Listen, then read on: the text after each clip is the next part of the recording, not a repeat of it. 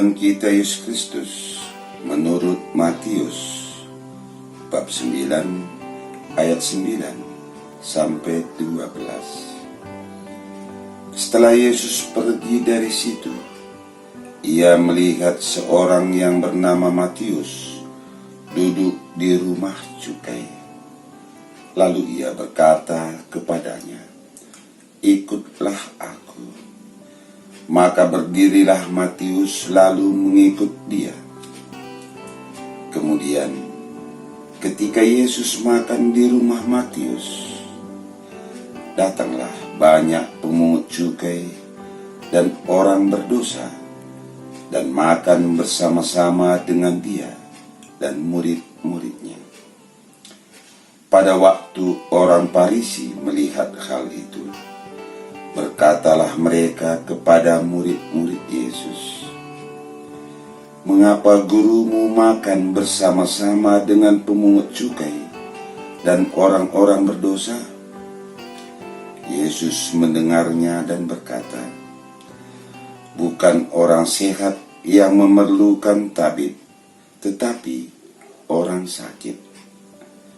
Demikianlah sabda Tuhan. Terpujilah Kristus.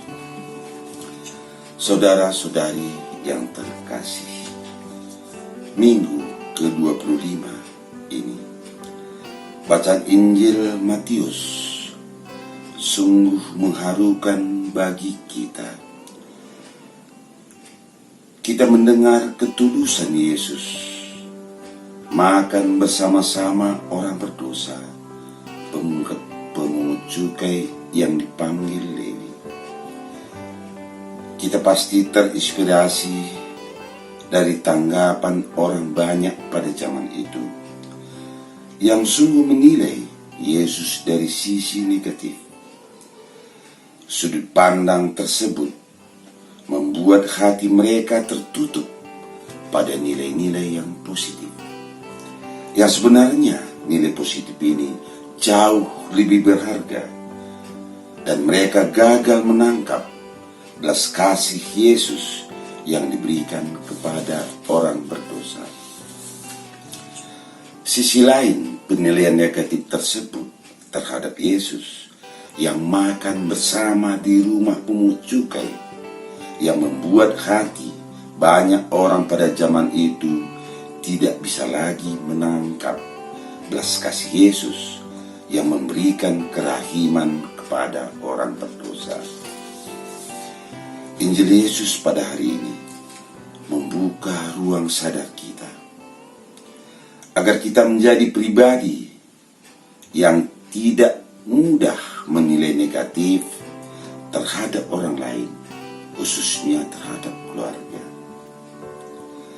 Melalui perenungan atas pandangan negatif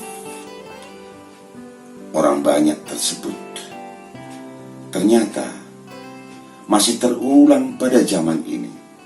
Sering terjadi kita tanpa sadar terbawa penilaian negatif terhadap anggota keluarga, hingga pandangan seperti itu menjadi batu sandungan relasi keluarga. Kejadian tersebut dapat berulang akibat ada anggota keluarga yang mengetahui kebaikan tetapi kurang empati dalam penyampaian kebaikan tersebut kepada anggota keluarga lainnya, khususnya keluarga yang lemah atau kurang mampu. Alangkah baiknya jika cara penyampaian penilaian tersebut penuh kesabaran, hal yang positif seperti air mengalir.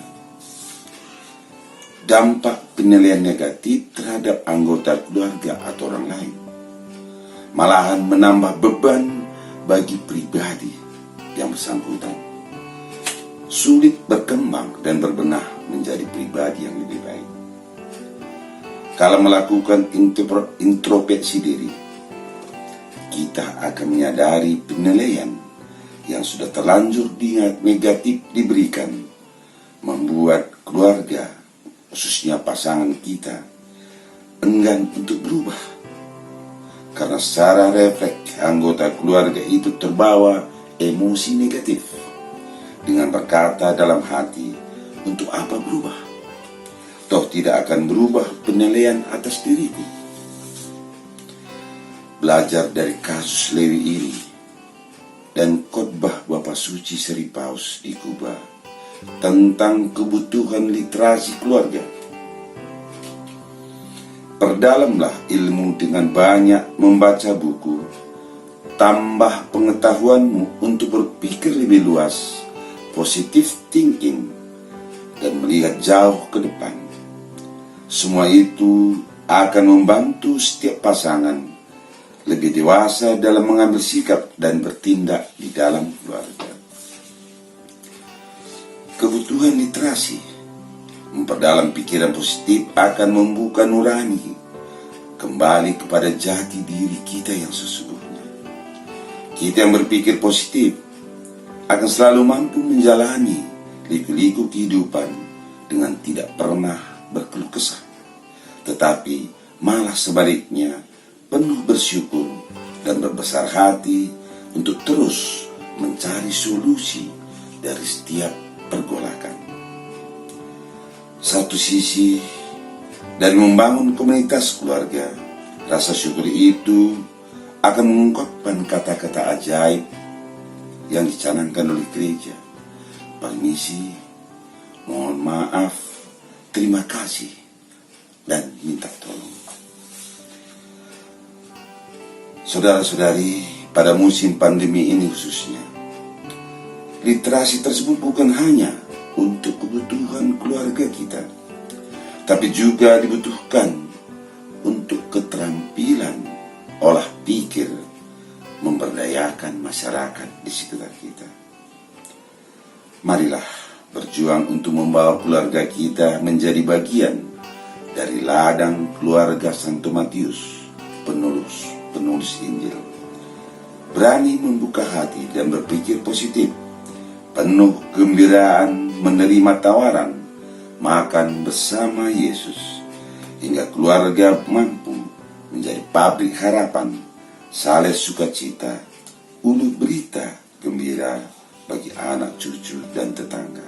Semoga Tuhan memberkati kita.